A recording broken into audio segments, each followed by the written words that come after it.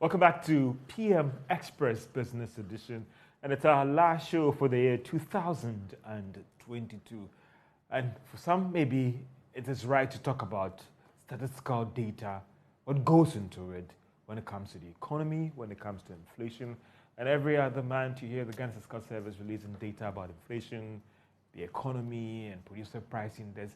But some have asked what goes into this, and we've seen some spike in recent times. How are they expanding the coverage, and how is this data being made more relevant to you and I? And in terms of outlook, what should we be expecting from the Ghana Statistical Service? Well, I have with me here in studios, that is Professor Annim. He's the government statistician and still working hard in his office, but had time to spend some time with us and see you. Prof, thank you so much. And I was asking you about how has the holidays been, and it looks like for you it is still work, right? It has been work, as I said earlier on. As an office, we took 24th and 25th, 26th off, as all of us did in our respective homes. But as a public servant, 28th, we were back to work. And we're going to work through tomorrow, take the new year off, and come back on the 3rd. In the banking sector and the financial space, during these times, they are trying to close the numbers and all the rest. Maybe that the same thing applies to the statistical service, or it's a different thing altogether when it comes to closing the year, because you do a lot of things at the service there. No, you're absolutely right. We are not doing anything different from what the banking sector is doing, as you said. So we are keeping just a skeletal staff over this period, and they're going to take it as part of their annual leave. So it's only those that really have something to do over this period that are in the office. Inflation has become a big issue in recent time, but we'll be delving deep more into economic statistical data, make it a more market relevant and all the rest. But I know in recent times when you do your press briefing, you try very hard to explain to us about the fact that this is measuring a past event, there's not a measure of cost of living and all the rest. And I just want you to, you refresh our minds again that when it comes to measuring inflation in Ghana, what goes into it? Thank you very much, George. And let me say, we really appreciate this platform, because one of the pillars for us is about statistical literacy. When people get to better understand how we do our things, the data that we have, how transparent it is, how accessible it is, then people feel very comfortable working with the data. So thank you very much for this opportunity. So we calculate inflation on a monthly basis, and we put the figures in two perspectives, either changes between the previous month and the current month, or changes between the previous year and the current year. We use three variables for the computation of inflation. These are prices, quantities that are associated with the prices of commodities that we buy, and the weight, which essentially connotes the importance that persons in Ghana attach to the different basket. When we are doing the computation, after releasing the headline figure, which is based on the consumer price index, we do... And help us as we try to break the numbers down when you're talking about the headline numbers and all the rest. Help me out. What do you... So the headline number is essentially the national figure. So with our last release, which reflected happenings in the economy for November 2022, the headline figure was 50.3. And which simply, and that is what we call the year-on-year inflation. So what that means is that we're comparing November 2021 with November 2022.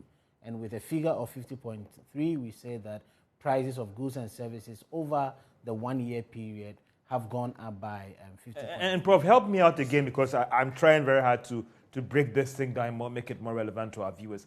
Why is inflation not calculated from January that year to that month? Because then it's more relevant that often you want to do a comparison the previous year as being the base as time to be educated, and you look at what has happened. Why is it done that way? So the beauty about it is that the data is available for all of us to calculate it using different time periods. But as a global community, we have standards for computing inflation. If you recall, I think a couple of months ago, the World Bank put out a report in terms of how food prices had changed between January and I think September 2022. And the World Bank relied on data from us. So although we do year on year and month on month, it's simply one, to satisfy the global standard, and two, a lot of us in our day-to-day operations look at it from a yearly point of view rather than a 7-month point of view, from an 8-month point of view in terms of reporting. But as I indicated, this data is available so that if you want to do January to September, you can calculate. If you want to do from March to October, you can calculate it. But I asked that question because of the concerns about how relevant this data is. So, for instance, if you're doing a comparison from November last year to this year, how relevant would that data be to what is happening right now? But that's exactly why we do it on a month-on-month basis, and we always have just 1 month lag. So now the only month that is lagging is December. We've already collected prices for December, and by the 15th of January, we're going to release inflation for December. George, the other side you need to think about it is that once you are doing both year on year and month on month, you are able to look at it from two different perspectives. As I indicated, the year on year looks at November 2021 compared to November 2022. And the month on month will look at what has changed between October 2022 and November 2022. And that is what we call the month on month. So on a month on month basis, we recorded a change of 8.6% between October and November. And on a year basis, over a 12-month period, we recorded 50.3% between November 2021 and November 2022. Help us what goes into the data gathering. And I know that because in recent times there have been concerns about how relevant this data is. And I know that there is even talk about also rebasing and all the rest. What goes into this data if you do a summary and a breakdown for us, and how relevant is this data? Because I've heard you talk about rebasing the year for calculating all these things, and why are those things happening as well? Yeah. So again, let me step back to your earlier question in terms of the relevance of it and the agenda that we are pursuing at Ghana Statistical Service now. We want to move the narrative away from the national figures and really talk about the disaggregates, because that is where we think would be more informative for policymakers to deal with it. So anytime we release inflation on a monthly basis, we do disaggregations at various levels. The first level is to talk about the food and non-food inflation. We talk about inflation from the perspective of imported items and domestically produced items. Go further down to break down the items that we have into 13 divisions and give inflation figures for all the 13 divisions. The most important thing that we do is that we look at the contribution of each of the 13 divisions to the overall inflation. So you can have an inflation figure of 50.3, as we had for November 2022, at the 13 divisions level, where we have divisions such as transport, housing, water, electricity and gas, food and non-alcoholic beverages, education, financial services, and health. These are some of the 13 divisions that we have. We give the inflation rate for all these 13 divisions. So for instance, in November, housing, water, electricity and gas recorded the highest rate of inflation across the 13 divisions, with an inflation figure of about 79%. What we are emphasizing is to what extent did it contribute to the 50.3? That is where the issue of weights are important, because if you look at the weights across the 13 divisions, food and non-alcoholic beverages alone account for 43.7%, whereas housing, water, electricity and gas account for about 10.8% as weights.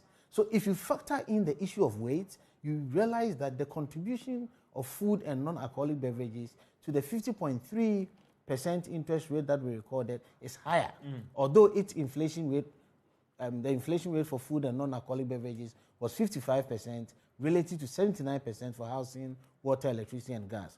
So we are encouraging policymakers to focus more on the disaggregations. We do the same for the regional disaggregation.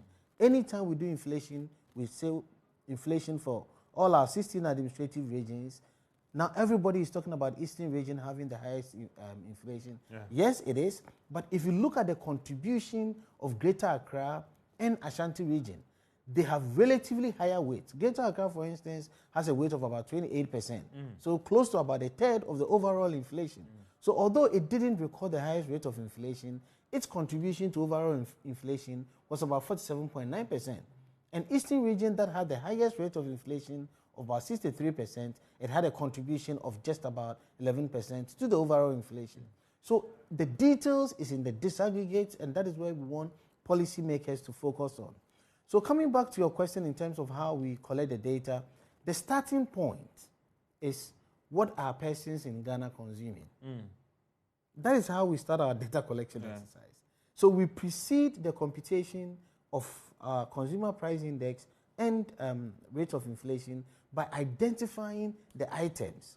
And historical data has only allowed us to do data on living standards every 5 years.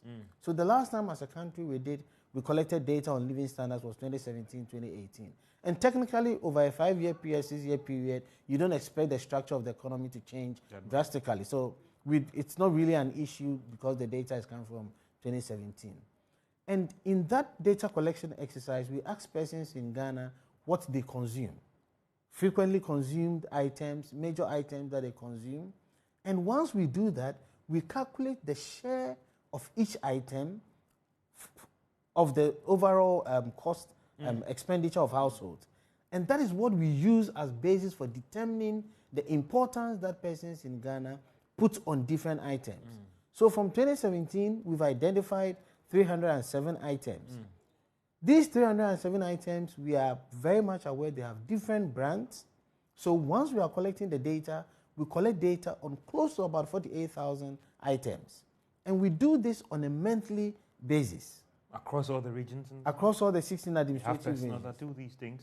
We do that, and we use the first week of the month. Sometimes it runs over to somewhere in the second week of the month as a representative data collection for the entire month. And they go out to collect this data so on that a monthly basis. George Wiafe, who is a statistician, and maybe Mantum and KB would not sit down and say that, oh, last week I went there and maybe an alone car or maybe of Gary was around 2 cities, so let me extrapolate to the 2.5 and put it there. Do they still go out on the market to get that data? We have different levels of checks, even going beyond checks within our own service, and even getting checks from the perspective of the outlets that we are collecting the data from. So the data collection personnel will go collect their data. They have their supervisors. We have our regional statisticians. So this is the structure that we have from the perspective of the service. Then at the head office, because we have contact with the outlets that we get these items, we are able to reach out to them randomly to find out whether these things have happened. And when we get the data, we assess it for possible outliers. And anytime there is concern that a figure has dropped dramatically or a figure has gone up drastically, we follow up to check with the outlets whether indeed there was this data collection exercise happening.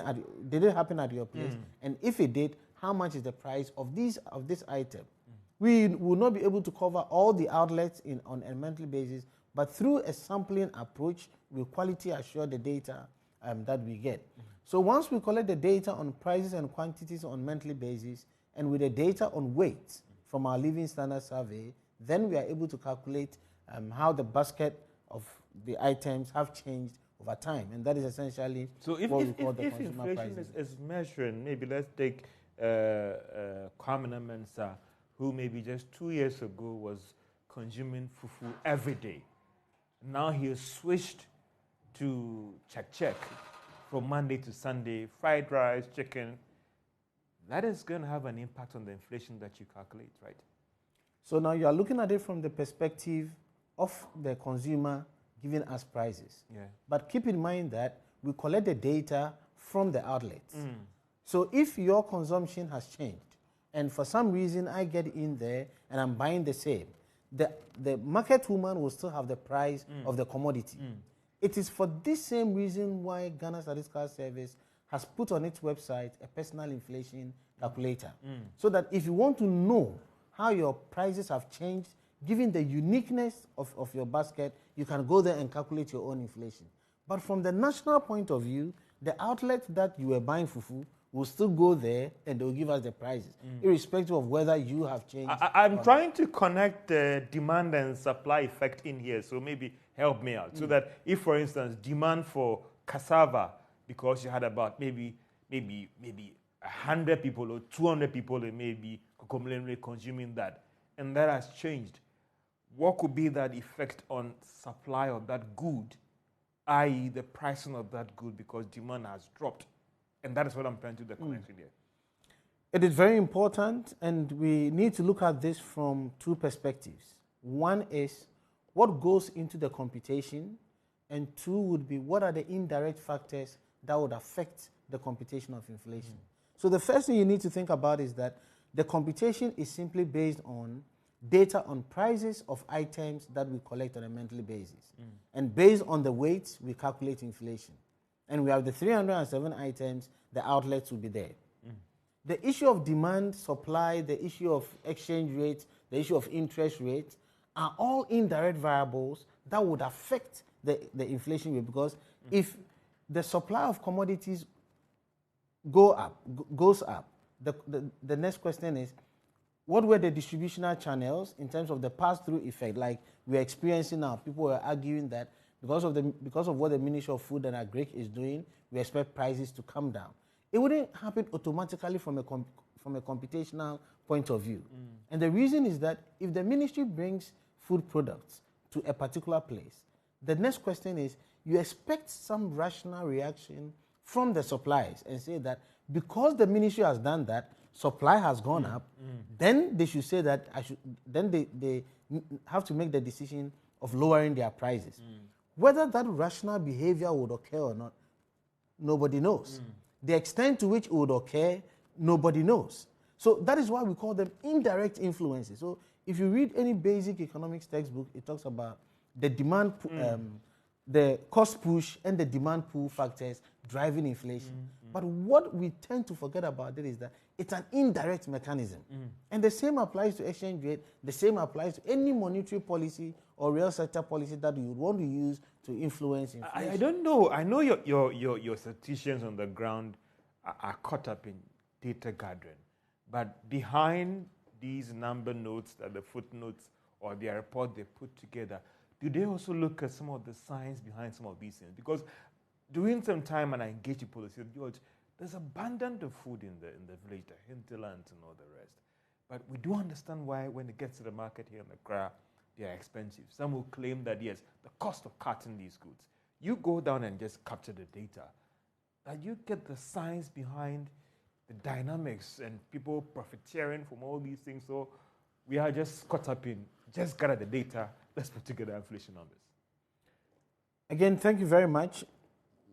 By our mandate, we strictly go by what you said. We go in there, we collect the data on prices, the quantities, and use that to compute our inflation.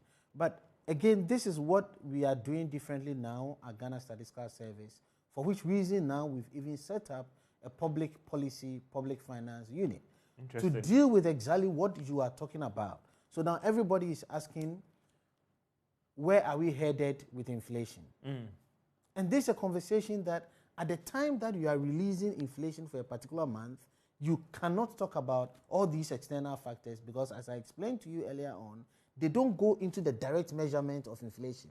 So at that point, when you want to talk about both the direct and the indirect effects of inflation, policymakers will not really appreciate it. Or because you want to stick to your mandate, or I've not read the fine details, but your mandate is just to collect data. Let's do it, go. Let policy just do the rest. No, but George, this is exactly what I'm trying to explain to you.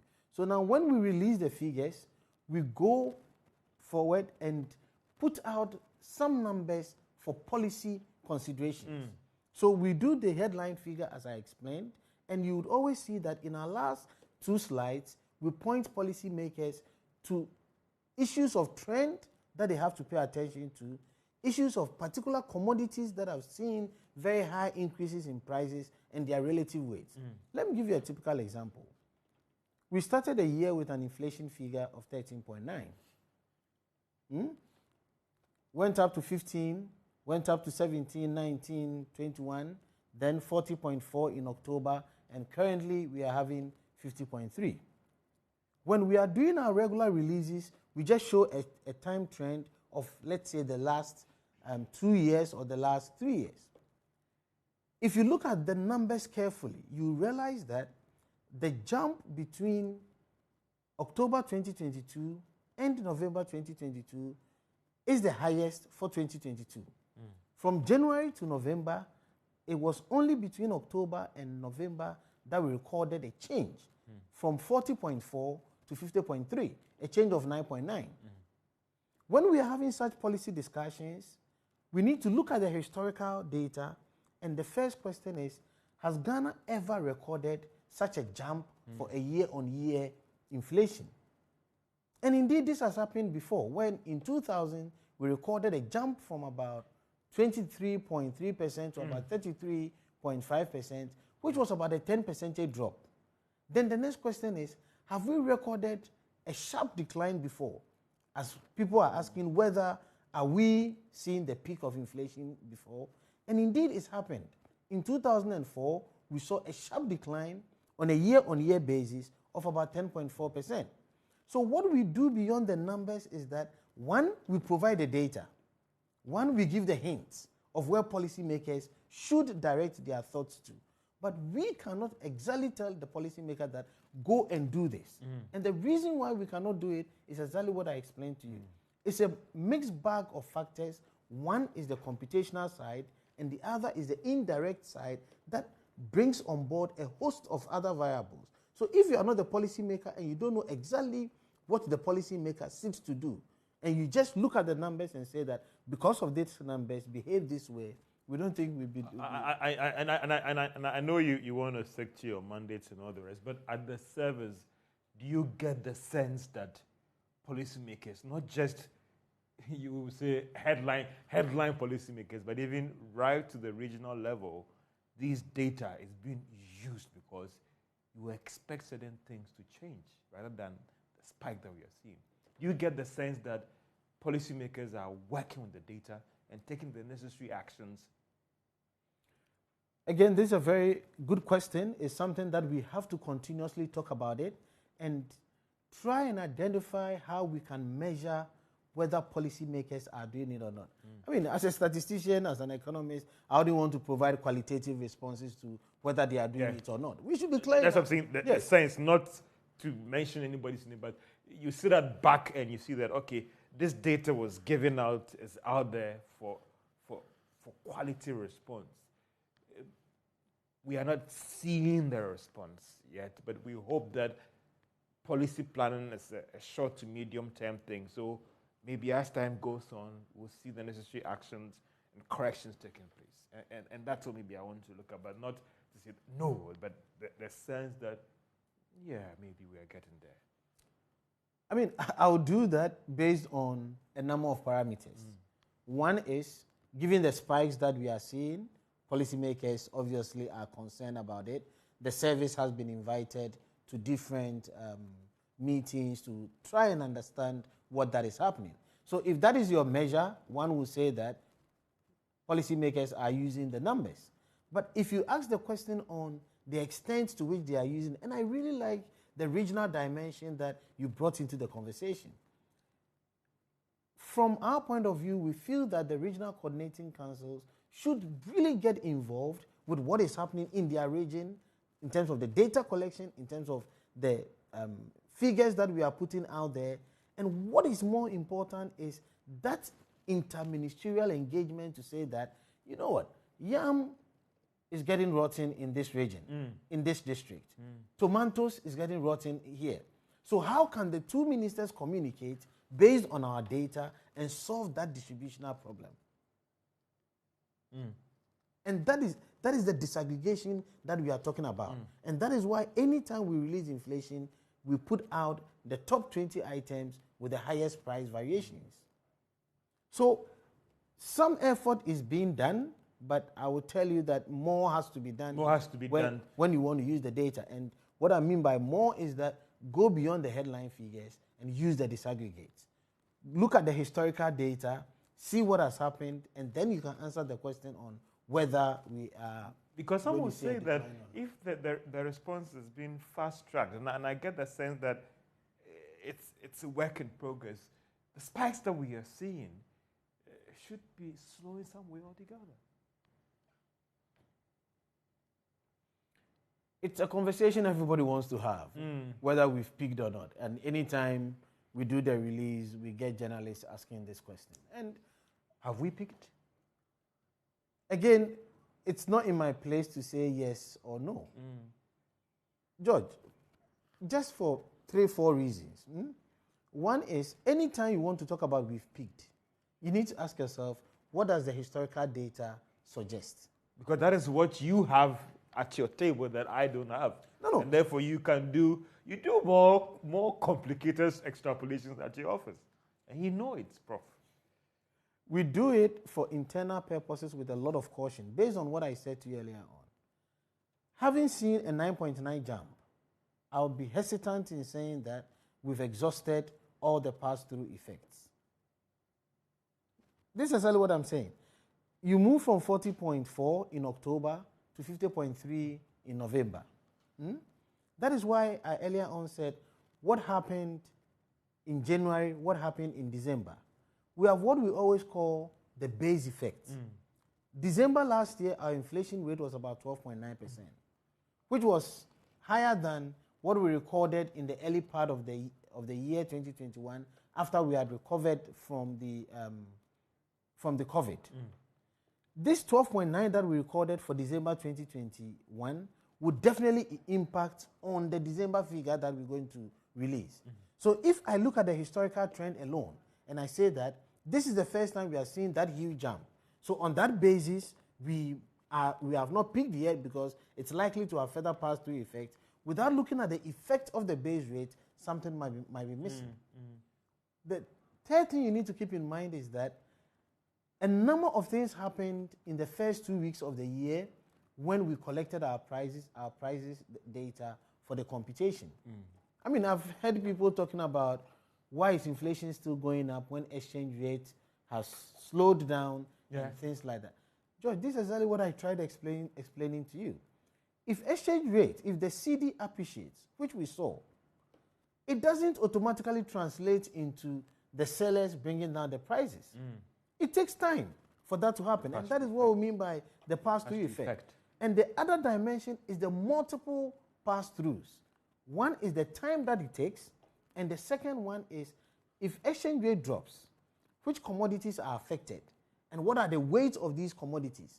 Once you have more than one item having the effect of exchange rate, it gets complicated. Because you cannot exhaust the pass-through effect from only, let's say, spare parts point of view. If diesel drops, you don't expect bar structural fares to automatically go down. Yeah. But let's look at some two scenarios here. We talked about the strong stability. We've seen transport fares go down marginally. We are seeing fuel prices going down marginally. These are huge weights in the baskets. Are they going to impact on inflation numbers going forward? So I'll give you a simple calculation to think about. Bus and trotro fares has a weight of 5.5. It's the item with the highest weight in the basket for the computation. If prices of diesel, petrol have gone down by, let's say, 30%, 20%, hypothetically, and bus trotro fares go down by, let's say, 1%, as you rightly said, or even 2%, the next question is, if it gets to the items that we're going to put in the buses, like the food items, to what extent are they going to go down? And would all of them go down? And this is what we're talking about, the multiple pass-through effect. So if it's a major item and it sees a marginal change, and it has another pass-through effect, that effect further diminishes. Is it making sense? I mean, diesel has gone down much more than bus and trotro fares. Bus and trotro fares is not the final commodity for us. You consume it, but on the other side, we get people cutting their goods based on that. So the next question is, how have we responded on the items that heavily rely on bus and trotro fares? So we need to think about the multiple pass-through effect before we can say that. In economics, we have something basic that we talk about. Prices are sticky downwards. The way we react to price increases as human beings is different when we have to think about responding to prices that should go down. But Prof, transport fares have gone down. So obviously, marginally, So it could impact on inflation going forward in maybe January or maybe February, right? Or No, it definitely can. It definitely would impact on it. But keep in mind, that's why I started the conversation with a jump of 9.9%. But it's going to maybe slow down a little bit. No, it's going to slow down. If anything, it's going to slow down the rate of increase. But it doesn't mean that we're going to see a drop from 50.3 to 45.9. Do you understand? So let's make that distinction. We can see a slow, a decreasing rate of growth in an inflation rate. So instead of seeing another 9.9, we might see, let's say, 5 or 2 or 3, depending on the extent to which we've exhausted, as I indicated, all the pass-through effects. And some can say that also the fact that fuel prices are still going down, can it also impact on other commodities as well, i.e. transport fares, and somebody making that intelligent guess that obviously if you don't even see any reduction, we'll see the rate of increase slowing down? George, we are all hopeful for these reactions to happen. But let us not lose sight of the fact that there is an element of expectation, there's an element of rational behavior, which is really the case now, as to how people are responding to these changes. If people don't respond fully to the extent of slowdown in these commodities that we are talking about, its full effect on inflation will not occur. Another development, Prof, and I know recent times, I've been following issues in Europe and in US and all the rest, the global inflation as well is kind of slowing down. You talk about import inflation as well. All these dynamics, of course, could impact on the local calculation of these numbers. So let me correct something here. And I think it's partly because of how we've communicated this. When we disaggregate inflation into locally produced items and imported items, we are hesitant in giving it the tag imported inflation. Okay. It's simply inflation based on items that we import. But as you are trying to explain, if the global happening in terms of inflation is impacting us in different ways, and it can impact us in different ways through petroleum products, so there are diverse ways. Correct. Commodities are dropping, FAO, all the numbers point to a decline. Let's be quick to say that it has differential effects on different countries. Interesting. Globally, we can be seeing that, but countries are receiving the effect in different ways. So we cannot generalize that because global inflation is slowing down, we should see a slowdown in Ghana. There's prediction that, or they've come out to talk about, PRC has talked about the fact that utility tariffs will go up in January as well. How's the weight of tariffs in your competition? I don't remember the weight of head, but I'm pretty happy with how the conversation is evolving. We have in the past looked at macroeconomic variables in isolation, and it's one of the reasons why we are setting up the public policy unit. And what we should be thinking about is from the global point of view. And one of the things we're going to do by the end of the first quarter next year is to really talk about our trade vulnerabilities as a country. If you look at our major importer, where we import our commodities from in terms of country, and where we export our commodities, so we're currently looking at a data set that is pointing to about 25% of our exports going to India and about 30% of our imports coming from China. You cannot have a conversation on inflation exchange rate without thinking about these two main things. Because if you are exporting to a country that is also having exchange rate challenges, and you are importing to a country that may be having or may not be having exchange rate challenges, its effect on your currency or your inflation, it's also questionable. And that is why we need to look at all the macroeconomic variables and see what exactly is happening. We could be seeing a slowdown in inflation, but at the expense of another macroeconomic variable. Interesting. Let me come back to the question of who has, you talked about going to your website and doing a personal calculation of inflation. Who has the mandate when it comes to calculation of inflation? Can everybody do that? So today, George Wiafe can wake up and say that I think inflation is 200%. What does the law say? Help us out when it comes to calculating inflation, and whose word we trust, just like what is said in the Bible? I mean, who should have the final authority? It's Ghana Statistical Service, and the law is very clear on that. The Statistical Service. George cannot come out tomorrow and say that I think inflation is 300% in Ghana. No, let me explain it. So you can say that based on some other argument of freedom of speech modeling, or I have a whatever. modeling that I can. You can say that. What you put out. You see, it's exactly the reason why we are pushing the conversation around the National Statistical System. I don't know if you heard it. In November, we inaugurated the National Statistics Advisory Committee, which is made up of 25 players within, stakeholders in the National Statistical System. And one of their core mandates is designating statistics as official and designating statistics as experimental. Because we've come up with a data quality assurance framework where every statistic that you want to use for national policy, you can come out and say that you have calculated inflation of 3,000%, but it wouldn't be an official statistic.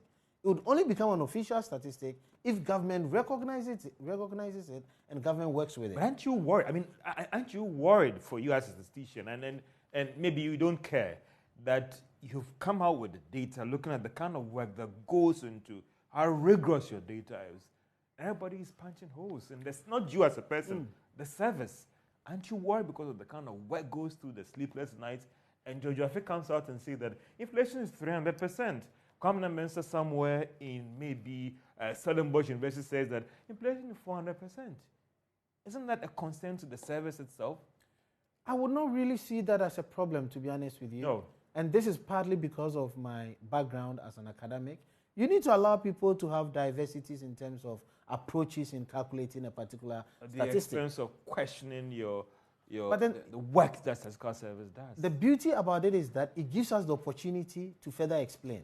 You see, it becomes problematic if Ghana Statistical Service decides to operate in a non-transparent way. And the first thing we did in 2019 was to make sure that our methodological guide for the computation of CPI is out there. For everybody. Can I get that access to it? Everybody can walk onto your website and get access on how you calculate inflation. Exactly. The modeling is transparent, it's out there. Exactly. And that's what I'm saying, that we even put the disaggregated data out there. For issues of anonymity and things like that, we don't put the prices of the outlets and so on and so forth. But we have different levels that we can make the data accessible to you, and you can calculate what you want to calculate and benchmark it with what you think you are doing. So it's important for people to come up with it, people to understand what goes into it, people to appreciate the international standards, and then we can move on as a country. But once we decide to cover up, operate in a black box, then there are concerns.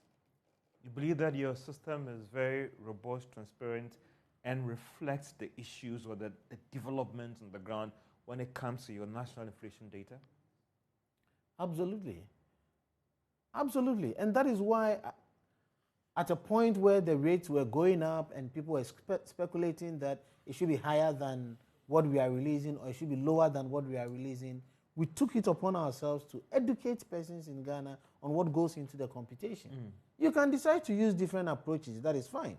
But as a country, we need to decide which approach we want to use. And we've gone in for the approach that is recommended by the International Labour Organization. Through the Consumer Price Index, collect data on monthly basis, use your weights based on Living Standard Survey, and compute your inflation. One Professor Hang was out there putting out sort of modeling out there and questioning what you put out. We discussed it. Yeah. He's using an exchange rate approach. We argue that that approach is not helpful because you don't know the items that are traded internationally, and it's not every item that is traded internationally, so it would not reflect the importance that persons in Ghana put on what they consume. And let's see the countries that are you are computing inflation using the exchange rate approach. So the criticisms from that perspective is widespread. So I mean, I personally don't want us to go back to that conversation. But do you think that the service has come very far in making this data, these numbers, more relevant to people? And I remember in times when you talk about inflation to people, they say inflation yeah, BD. Is it when that inflation becomes a concern when the numbers are going up? When the numbers are going down, then people begin to question the service and all the rest. What is the service itself doing to make these numbers, this data, more relevant to people? Josh, I think we've put in a couple of interventions in the past couple of years, and we are exploring further ways to improve on what we do. And I've mentioned them already. You don't put inflation out there thinking about only government. So we put the inflation figure out there on a monthly basis, and as indicated, we have our last 2 or 3 slides that talks about issues of concerns for households. So that is not a government issue. Issues of concerns for government. And then people use that data and begin to ask. At some point, we're saying that it is about time we look at what we are seeing very high price increases in and what we are not seeing, and openly advise persons in Ghana that can we begin to think about a change in the basket that we consume. This is not an issue for government. This is an issue for households. And because we are putting this data out there, people are beginning to associate with the work that we do. And the second one is what I indicated, the personal inflation calculator. So that you go in there and you can associate with what it is, rather than thinking about inflation as something that is being computed out of. Recently, you talked about rebasing inflation, and is it also about making what goes into the basket more relevant? I mean, we've moved from video cassettes to something else. When is this rebasing going to take off, and why are you doing this rebasing? So you recall that I did mention that internationally 5 years is the recommended period for the rebasing exercise to happen. And the thinking is that once you've gone through a 5-year period, the taste and preferences of persons in the economy might have changed. So you need to redo the exercise and get something to reflect the current consumption patterns of persons in the country. So the last time was 2017.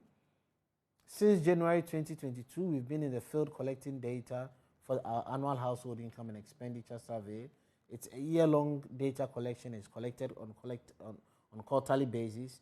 So somewhere in April next year, we're going to finish with that exercise, and that will be the basis for us to rebase based on the consumption expenditure data that we would have collected for the period 2022-2023. Let me quickly mention that in 2021, we started data collection to reflect the 16 new administrative regions that we have. As I explained to you earlier on, because inflation is calculated on a year-on-year basis, you cannot collect data today and say inflation is this.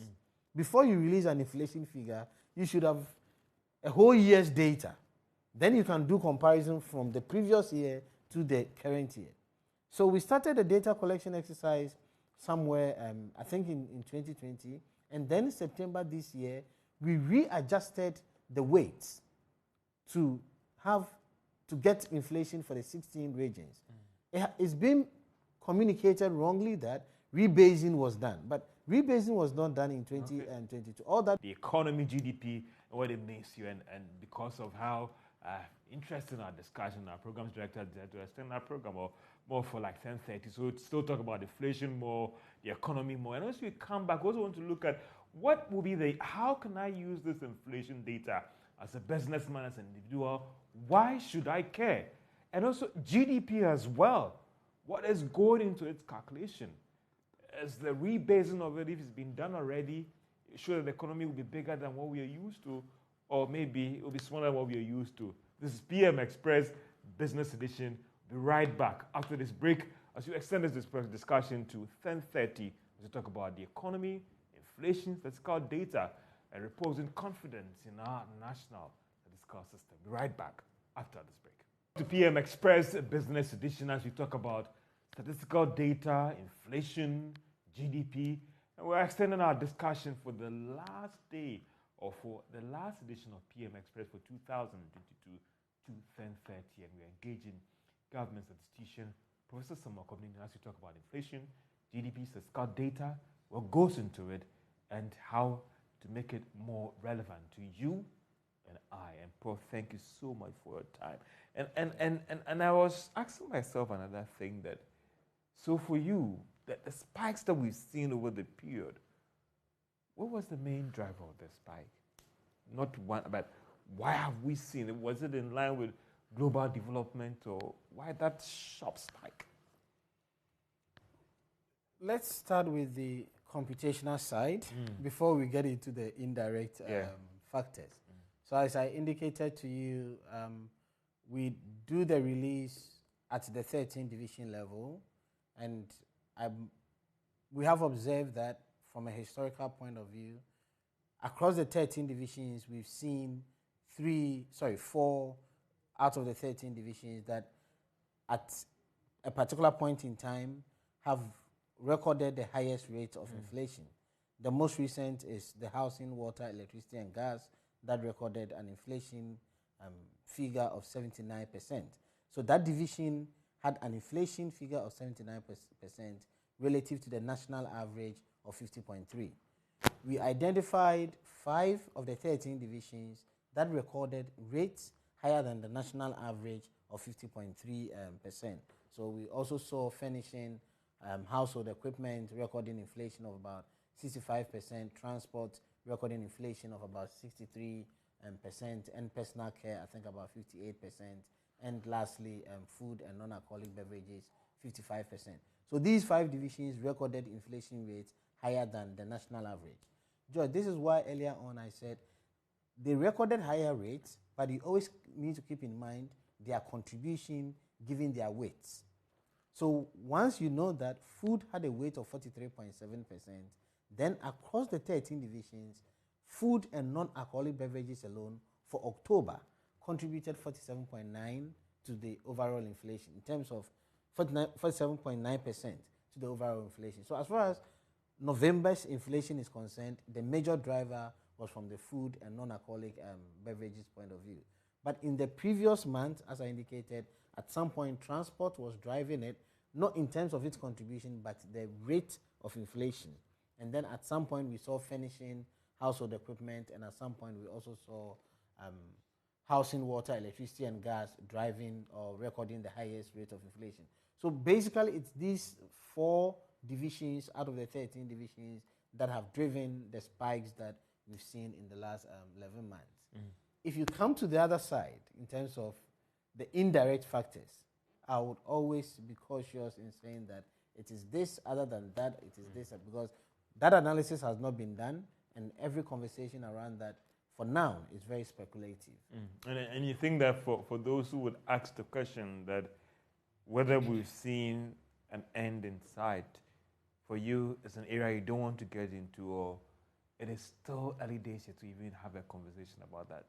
No, it is not early days. I really would encourage that conversation, but I have provided parameters for that conversation to happen. Anybody who wants to have a conversation on whether the end is in sight, as I indicated, the first thing is, let's look at our historical data. Let us look at the current happening. And I started by saying that this is the first time we are seeing a 9.9% jump. So if you look at the historical data, as I indicated to you, we saw something like that in 2000. When we saw the 9.9 jump for year-on-year inflation, did we see a peak? And the answer is no, we didn't see a peak, possibly because of the rate of change.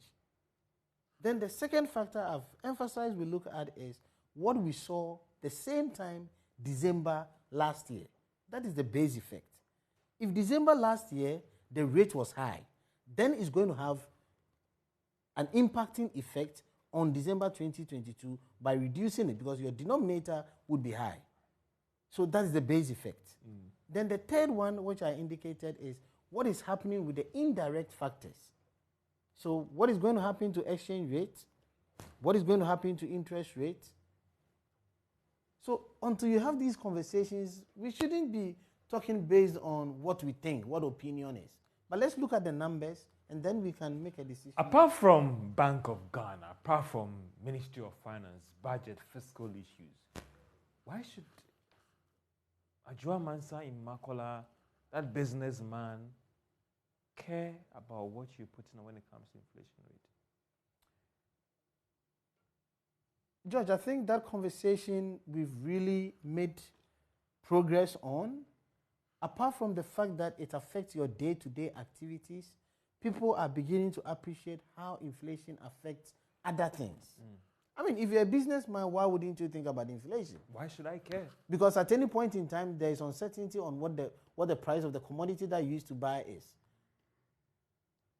So one is that if you ask any businessman what has happened to his or her activities in 2022, the first thing is about the issue of uncertainty because of the spikes that we are recording.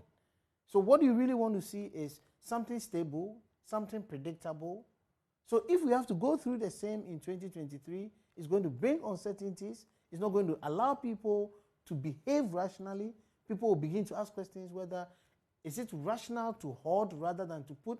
Is it rational to profiteer in this perspective rather than... So inflation has been understood to the extent that it is not just about what you buy for your day-to-day consumption, but its effect on one, your business, and two, other macroeconomic variables. How far is this thing true? Because there are some who have argued that the drive that we are seeing is there is also some element of profiteering as well. I wouldn't stick my neck out and say that it is happening, but when I look at variables like price variations, and I've said this over and over, we've gone through a 3-month period, a 4-month period where one item you can record about 120% variation within the same enclave. That is not normal. So then people will ask questions, is it because people want to profiteer? Is it because people are getting the cost of the item differently and so they are not... All these are questions that are coming up. But I believe that this is something that your science, when it comes to the data gathering, has found some answers to over the year.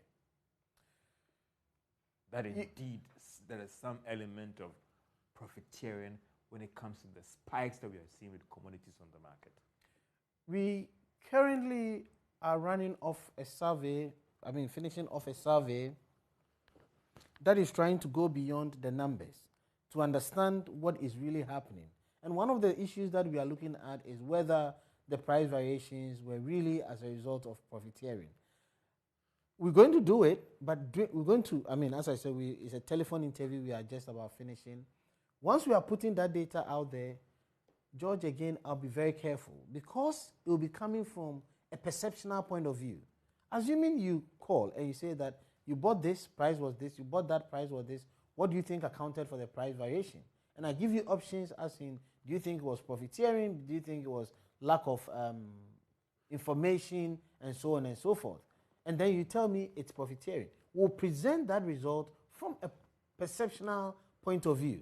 If you really want to understand it, then you should be lucky that the person who is profiteering will tell you that I am profiteering. And the conversation around that is what we want to do. We need to begin to collect data on the build-up of costs. And one of the conversations we started having with the Ministry of Trade and Industry is that if we can get the cost of items at the time that they get to the port, and we can trace these items and get the build-up cost, then we can make a decision on what is happening and whether it's profiteering. The same applies with our locally produced items, especially our farm produce. If we can get the prices at the farm gate, get the prices transport, get the prices storage, get the prices seller, then we know the build-up cost along the value chain. Then you can say that profiteering is happening. And this is something that GSS can only do it in collaboration with the ministries.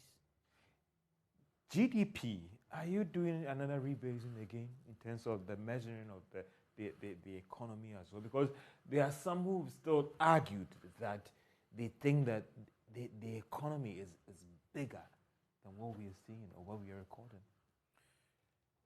Yes, so that discussion is ongoing. Activities towards rebasing is ongoing. Let's also remind our listeners that the GDP figures that we are releasing now has a base year of 2013. And according to the and that's more framework, relevant, right? Sorry. That's more relevant in terms of the... Yes, so according to a framework, you need to start getting worried when you're going beyond 10 years. And this is exactly where we are. And that is why the conversation has started. So the data that we are collecting on the annual household income and expenditure survey is meant to help us rebase our GDP. Again, once we get that data, we go through a number of processes. You cannot rebase your GDP only from a consumer's perspective.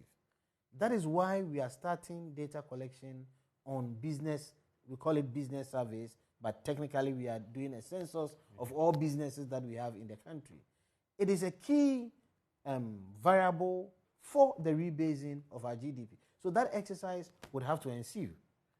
And once we do the census, then we go ahead to do a survey of it. So we have lined up a number of activities that would take us to about 2025, 2026 to release rebased GDP figures. George, one of the things that we think is critical and has not happened yet is doing a regional GDP. And if you recall some economics, GDP is computed from three perspectives. Now Ghana is doing only production for quarterly and annual, and doing expenditure only annual, and we are not doing any income. Why these three approaches are critical is that it helps you to identify leakages that you have in your system. Because that is why we call it an identity. So you do it from all three perspectives, then you'll be able to adjust and identify where the leakages are. So the conversation is not just about the rebasing of the GDP. The conversation is, when would Ghana get inflation at the regional level, number one. Number two, when will Ghana be able to compute inflation from expenditure, production, and income point of view? And that will partly or may partly address your issue of whether the economy is bigger than what we have. Because if there are leakages, then means you are not capturing it. And we are complementing this with other activities like informal cross-border trade, which we might be missing. We are complementing this with activities like illicit financial flows. And come next year, for the first time, Ghana would make an attempt to estimate our informal cross-border trade. Ghana will make an attempt to estimate our illicit financial flows. And it goes back to what I said earlier. We need to look at the pool of macroeconomic indicators rather than take one figure, GDP, 2.9%, and start a conversation around it. But I get from you that the data gathering is going, and the economists will say all other things being equal, the rebasing could happen in 2026, right? And by that time, you've gathered enough data to rebase the economy. And the last time the rebasing was done, I mean, a lot of things happened. Per capita income, things expanded. Because, I mean, I engage people who argue that looking at what happens in this economy, the economy is bigger than what we are putting out. And that is not to say being massaged over, but they think that a rebasing would show the real size of Ghana's economy. This conversation, it's very important from the perspective that I think policymakers should use GDP. And I'm pretty clear. If you look at the headline figure, quarter 3, 2.9%, it doesn't tell you anything. We should go to the next level where you look at the way we disaggregate our GDP by sectors, look at the way we disaggregate GDP by our subsectors, and make an attempt to align that with the sectors that we have in the country. So if you look at our GDP, for instance, from agricultural sector point of view, we have 4 subsectors. We have crops, of which cocoa is part of it. We have livestock, we have forestry, and we have fishing.